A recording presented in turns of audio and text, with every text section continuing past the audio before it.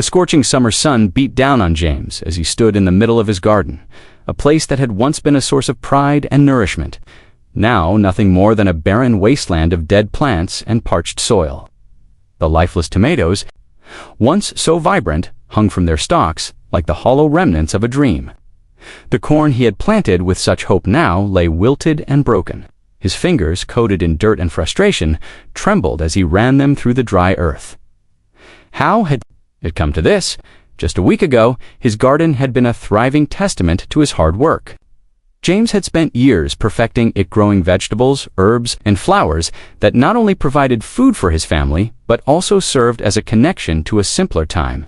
It was his sanctuary, his escape from the grind of the world, a place where he could lose himself in the earth and the rhythm of nature. But now it was all slipping away, drying up under the relentless heat. A letter had arrived, buried in the usual pile of bills and advertisements. At first, he'd thought it was some standard HOA communication, maybe a reminder about lawn care or community events, but no. The words on the page were cold, clinical, and dismissive. Unauthorized agricultural activities, immediate suspension of water access. There it was. Just like that, with no warning, no explanation, the HOA had cut off his lifeline, community's water supply that had fed his crops for years. James had never imagined this. He had always paid his dues, followed the rules, and kept to himself. He had even gone above and beyond, making sure his irrigation system was approved by the HOA, paying the necessary fees, and following every regulation. So, how could they do this to him? Why? He had tried calling them, of course. And just as he had expected, his calls were met with an automated message, directing him to a voicemail box that never got checked.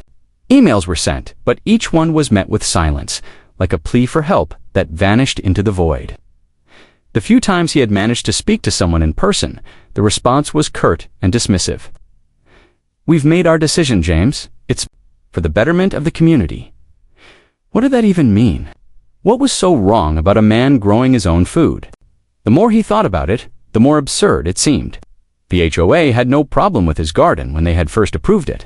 They had no issue when it was just another well-maintained patch of greenery that added to the neighborhood's charm. But now they were calling it an unauthorized agricultural activity, as if he were some sort of criminal for planting a few vegetables. James clenched his fists at his sides, his knuckles white with anger. How could they do this? How could they tear down everything he had worked for with a few careless words on a piece of paper? As the days passed, the reality began to sink in. His crops were dying.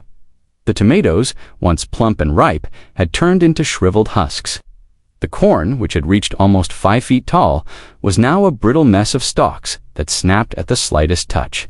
His garden, his pride and joy, was being destroyed because of a decision made by a faceless bureaucracy that didn't care about the hard work he had put into it.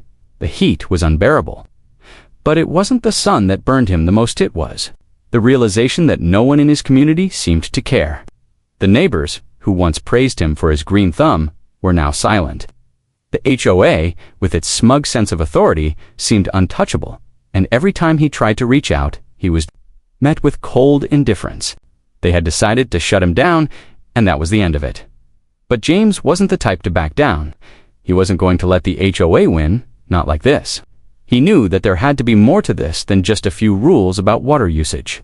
Something wasn't adding up. He wasn't just fighting for his crops.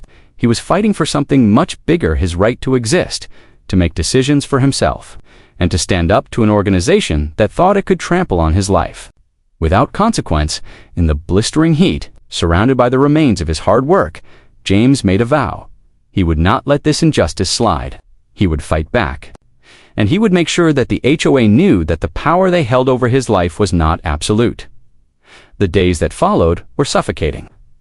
James could feel the weight of the decision pressing down on him, the oppressive heat amplifying his frustration. Each morning, he awoke with a sinking feeling in his stomach, knowing that the garden he had nurtured for years was no longer just a source of pride, was now a battleground. His first step was to find a way to water the plants. He was used to the drip irrigation system that had run off the HOA-controlled water supply. But now, without it, the land he had so carefully cultivated seemed to be slipping away from him. He tried everything using gray water from the washing, machine collecting rainwater in barrels, even setting up makeshift hoses from his own water tank, but nothing seemed to work. His crops continued to dry up under the summer sun, and he watched in helplessness as his once thriving garden withered further each day. His phone calls to the HOA had become a routine of frustration. Each conversation seemed more robotic than the last, with the same cold responses and empty promises. They claimed they were reviewing the matter but refused to provide a clear timeline. They told him to wait for an update, and that they had bigger concerns than just one garden. James was growing desperate. What had once been a small misunderstanding was now turning into something much more sinister. The HOA had made it clear that they had no intention of resolving the issue anytime soon. James couldn't help but wonder what the real reason was. Why had they come after him? His garden wasn't an eyesore. It didn't encroach on anyone's space. It was a peaceful corner of the neighborhood, a place where he could spend his time away from the stresses of life. But in the eyes of the HOA, it had become a target. By the third day, without water, the first of the crops began to show signs of irreversible damage. The tomatoes were shriveled, their skins shrank tight around their cores. The corn stalks, once tall and proud, bent under the weight of their own leaves, collapsing into a heap of dried husks. James stared at them, powerless. He had nurtured each plant, each seed, with love and care. He had given them everything, and now they were being taken from him in the most cruel way possible. It was more than just crops dying. It was the feeling of being betrayed by a system that had once supported him. His community, his neighbors, who once admired his green thumb, were no longer offering support. Some avoided eye contact when they saw him. Others barely acknowledged his presence as they went about their own business. It was as if the HOA's decision had infected the entire neighborhood, turning people into passive bystanders, afraid to speak up. He felt alone, more alone than he ever had before. The isolation from the HOA's indifference was one thing, but now it was spreading throughout the neighborhood. He tried reaching out to a few neighbors, those who had always shown interest in his garden, but they'd either claimed to be too busy or made excuses. The community that had once been a tight-knit group of friends seemed to fracture before his eyes. He was the pariah now, the one who had dared to question the HOA, the one who had dared to challenge their authority. As the days wore on, James grew more desperate. He started to do his own research, looking into local laws about water access and property rights. He scoured forums and websites, hoping to find some legal loophole, something he could use to fight back. But every search led him down a dark path. It was clear that the HOA was untouchable, and no matter what he did, it seemed like they had the law on their side. He needed to do more than just fight this on his own. He needed allies. He needed a way to make the HOA see that they couldn't just walk all over him. But the more he dug, the more the picture started to clear. James wasn't just dealing with an HOA gone rogue. He was beginning to see a much bigger problem at play. The HOA wasn't just about enforcing rules for the betterment of the community. They were a part of something larger, something much more insidious. The HOA board members, he learned, were connected to a local water privatization company that stood to gain from limiting water access to residents.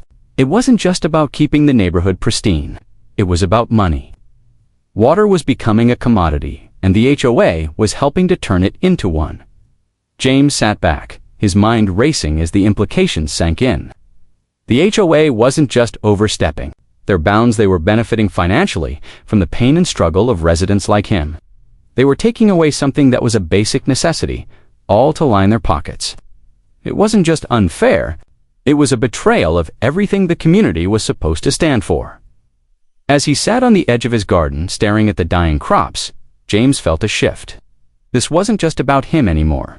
This wasn't just about a garden and a few dead plants. It was about fighting back against a system that was taking everything from people like him and using its power to silence them.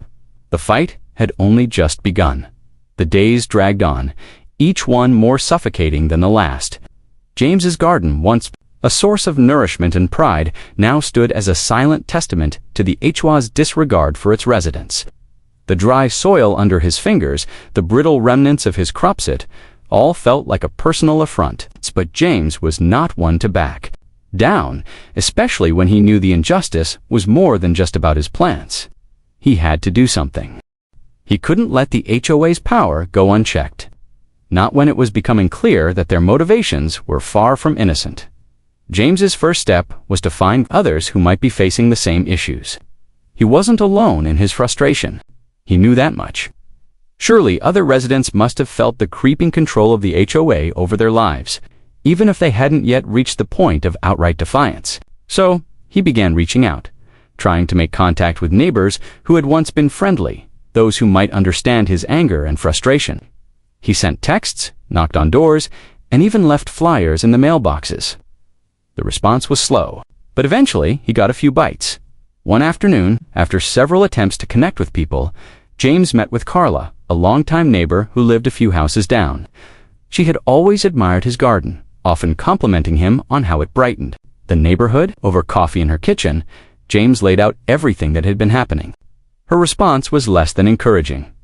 "I've heard complaints about the HOA," she admitted, glancing nervously over her shoulder as if the walls had ears. "But nobody's ever really stood up to them. They've always been a powerful force around here." James nodded, feeling the weight of her words. It was becoming increasingly clear that the HOA's reach extended far beyond just water access. It was about control, influence, and power.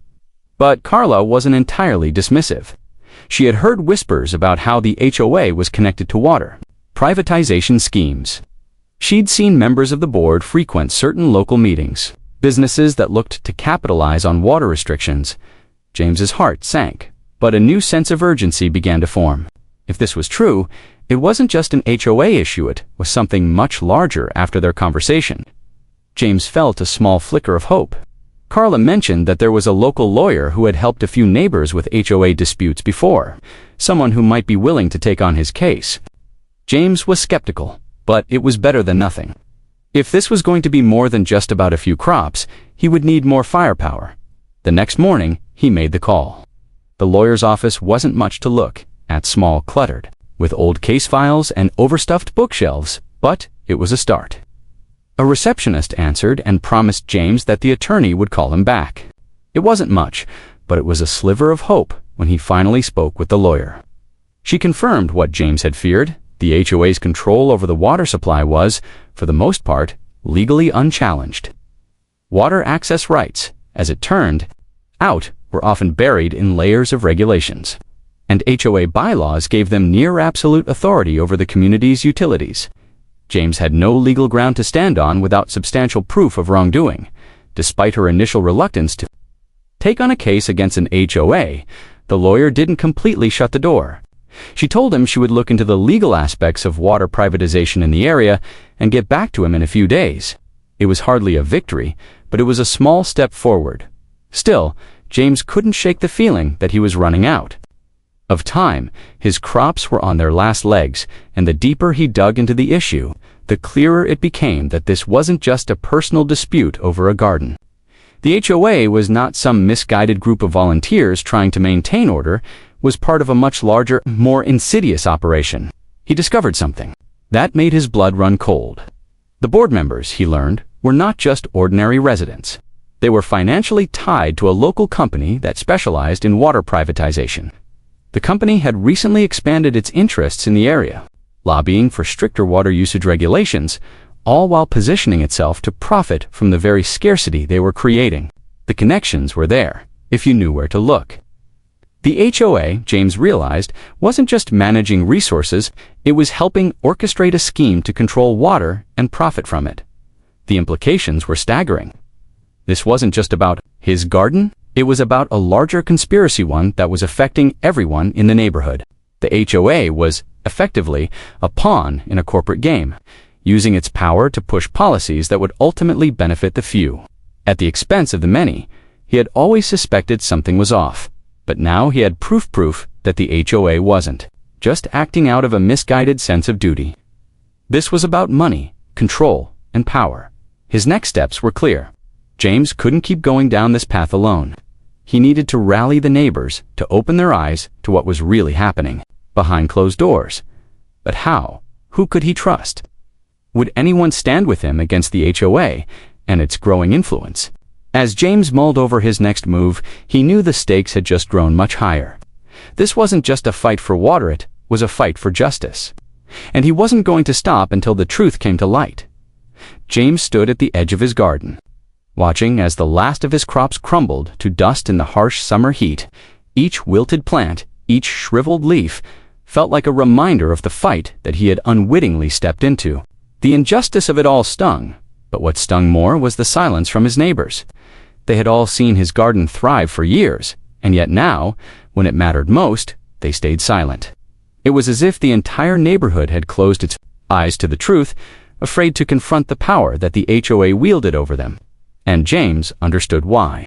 The HOA wasn't just some faceless entity, was a force that had built itself on control, and anyone who stepped out of line risked losing everything. James couldn't help but feel betrayed. His neighbors, the ones he had once considered allies, were now avoiding him. He'd tried to reach out, knocking on doors, hoping for support. But what he found was reluctance, a hesitant nod here, a nervous glance there, followed by an awkward silence. The HOA's influence was palpable. It wasn't just about the water access anymore. It was about fear. Fear of losing privileges, fear of retribution, fear of angering the people who held all the cards in this community. The more James thought about it, the clearer it became that his battle wasn't just with the HOA, it was with a system that had infected the very fabric of his neighborhood. He had expected more. He had expected some sign of solidarity, some indication that people cared about more than just their own well-being. But all he saw were empty lawns and people who had been conditioned to obey the HOA's every whim. Too afraid to speak out, too afraid to lose the comforts of suburban life, they couldn't risk stepping out of line, not when the HOA controlled so much of their existence. His neighbor Carla had been the only one to speak with him openly, but even she had hesitated. James understood her fear. She had 2 small children and a husband who worked long hours. Getting involved in a fight with the HOA was risky, and no one wanted to be the first to rock the boat. The system worked for everyone until it didn't, and when it didn't, it left people like James alone and powerless. The HOA, sensing the isolation, began to ramp up their efforts to silence him.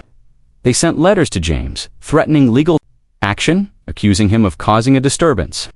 They painted him as a troublemaker, someone who was disrupting the peace of the neighborhood. The once welcoming place he had called home was now turning against him. But the HOA wasn't the only entity fighting back. With each passing day, the pressure mounted.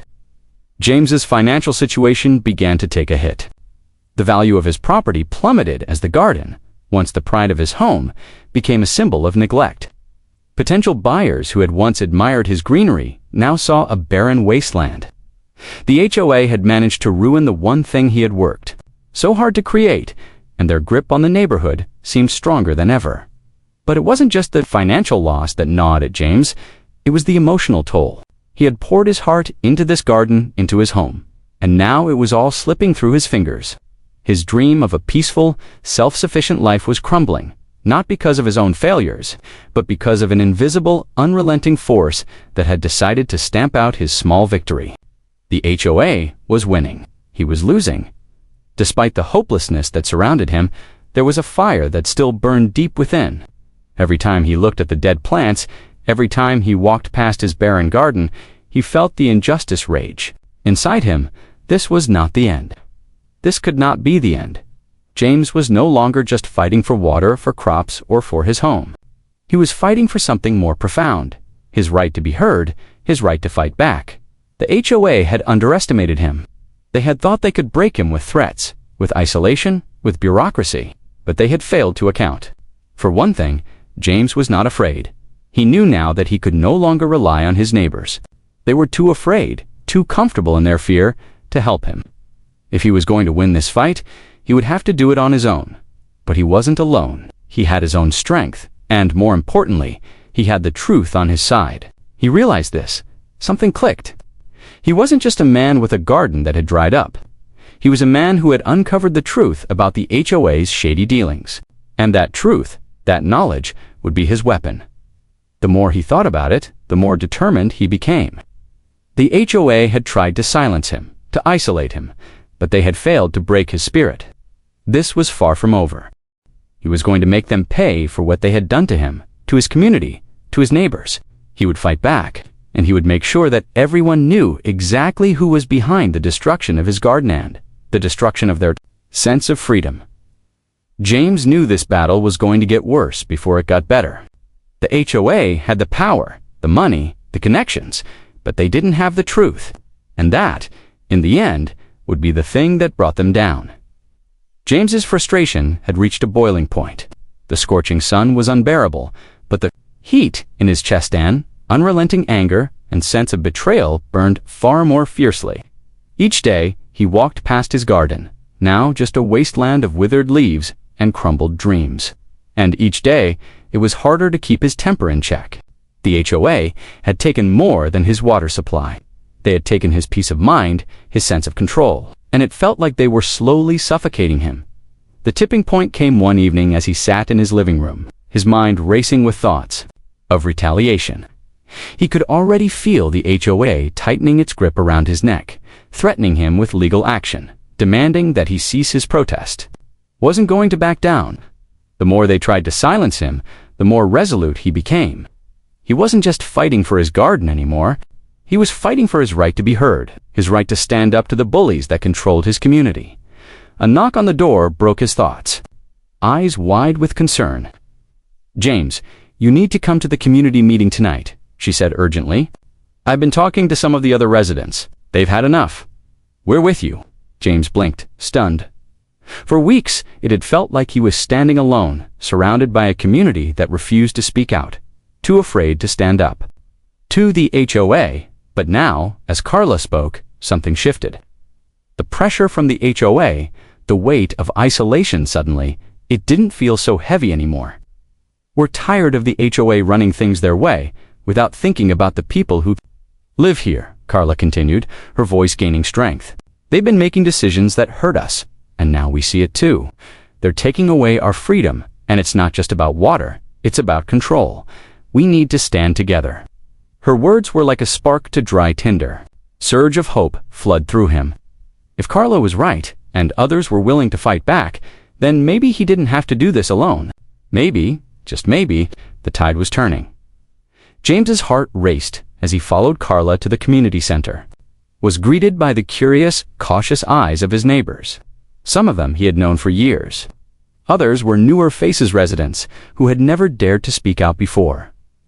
Carla made her way to the front, standing tall as she addressed the group. "We can't let the HOA get away with this anymore.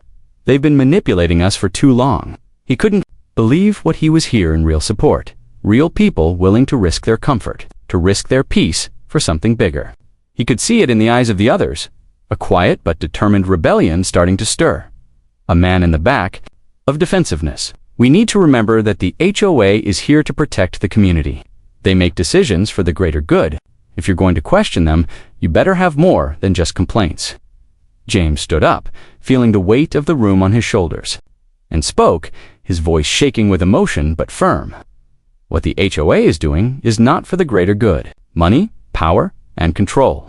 They're using us to line their pockets, and we've had enough." A hush fell over the room. Connections. The HOA board members are benefiting from these decisions, and they're using the power they have to hurt us.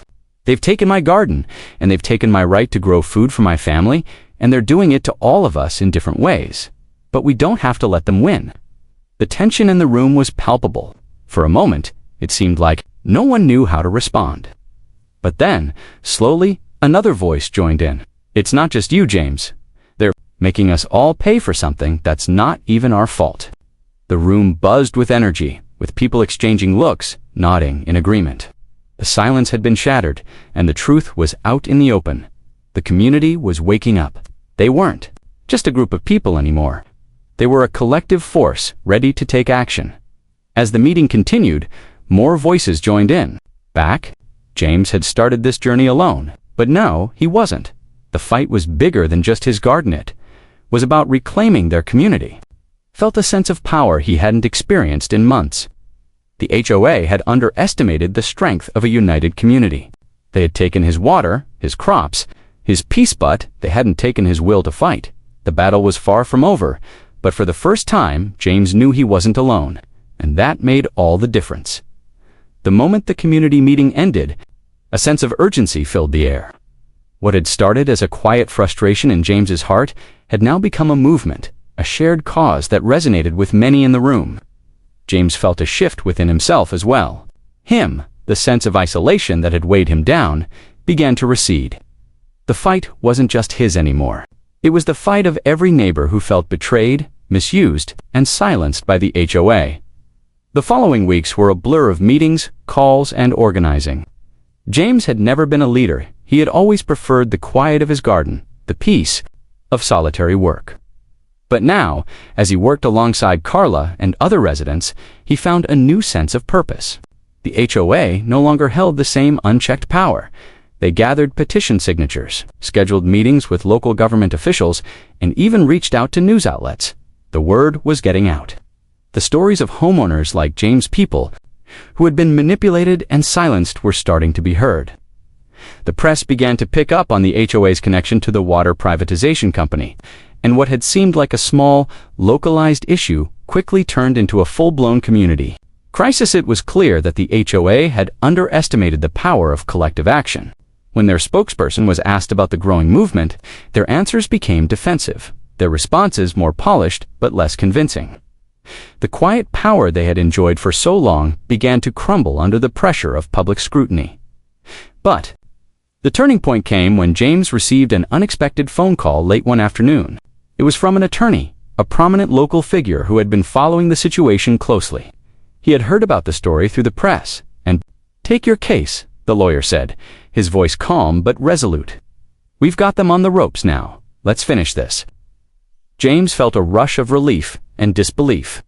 Finally, there was someone who was willing to fight back with him, someone who understood the magnitude of what was at stake. The lawyer, along with his team, took the evidence James had gathered and began to prepare a case that would force the HOA to answer for their actions in a way they hadn't anticipated. As the days passed, James watched as the pressure on the HOA mounted. Local news stations aired stories about the impact of the HOA's decisions, while social media exploded with support for James and the other residents. Their hopes for a future where the HOA no longer had unchecked power, and then, one fateful evening, came the phone call James had been waiting for. The HOA, realizing that they could no longer withstand the pressure, agreed to meet with James and a group of community representatives. But he knew this was his chance to finally hold the HOA accountable. At the table sat several members of the HOA board, their faces stiff with anxiety. James noticed the nervous glances exchanged between them as they avoided eye contact. They had clearly underestimated the resolve of the community. The lawyer, who had been by James's side throughout the ordeal, began outlining the case against the HOA, their connections to the water privatization company, the lack of transparency in their decision-making, and the real financial benefits they stood to gain from restricting water access. The evidence was damning. The board members listened, their faces slowly draining of color as the full scope of their actions came into focus.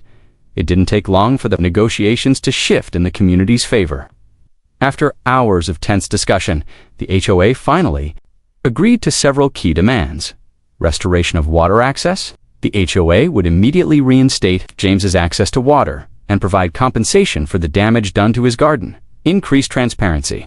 The HOA would implement a new policy requiring transparency in all future decisions.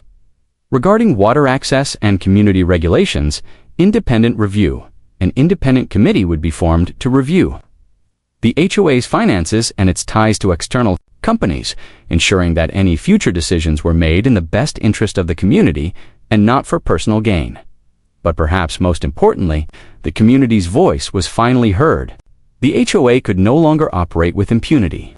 James and his neighbors had forced them to acknowledge their wrongdoing, and in doing so, they had reclaimed their power.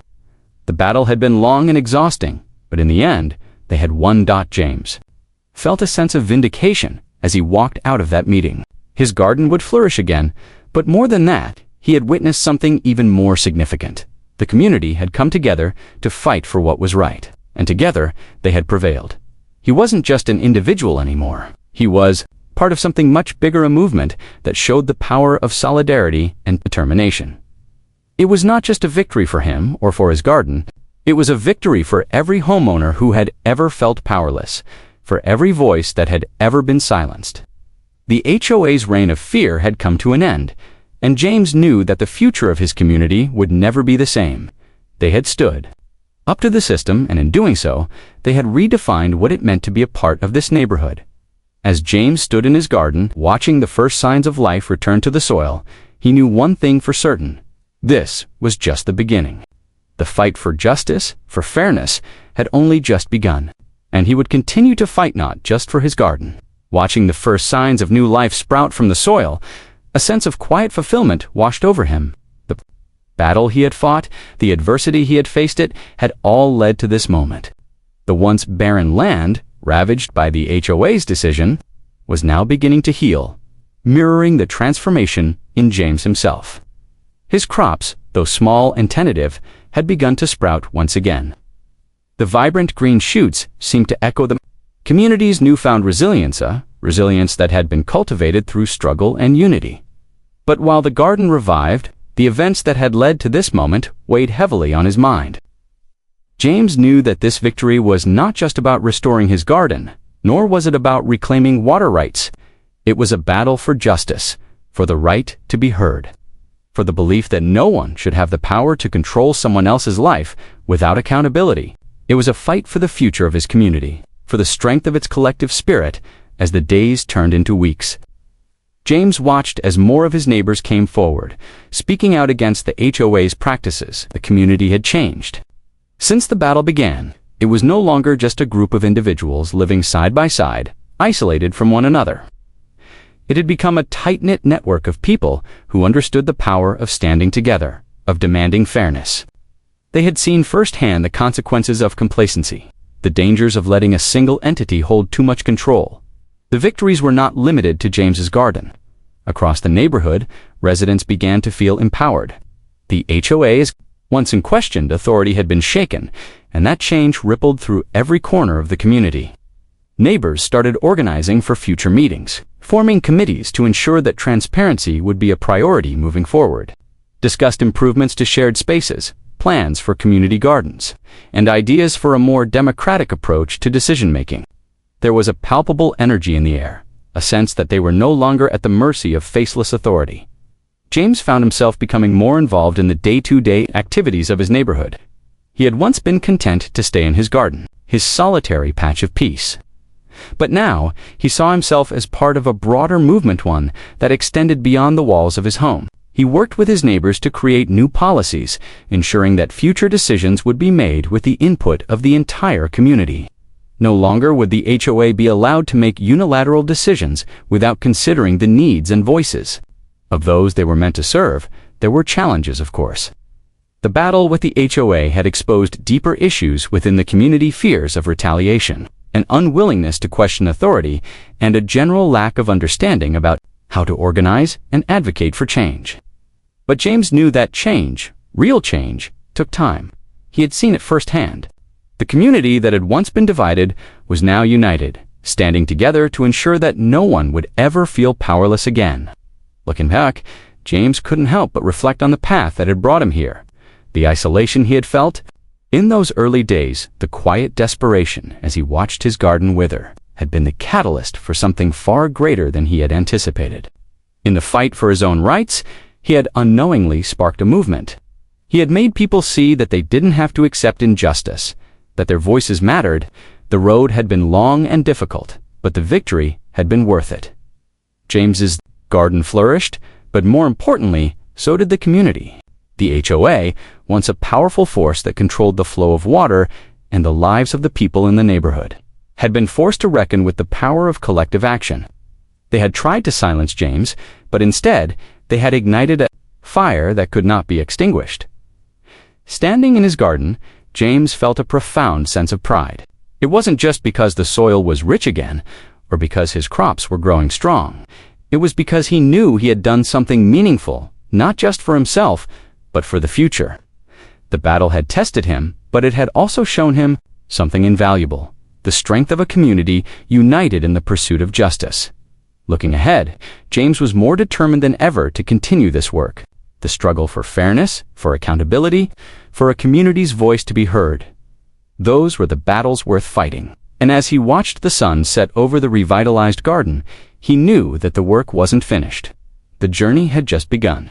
And he would continue to fight not just for his garden, but for the future of the neighborhood. For the future of justice.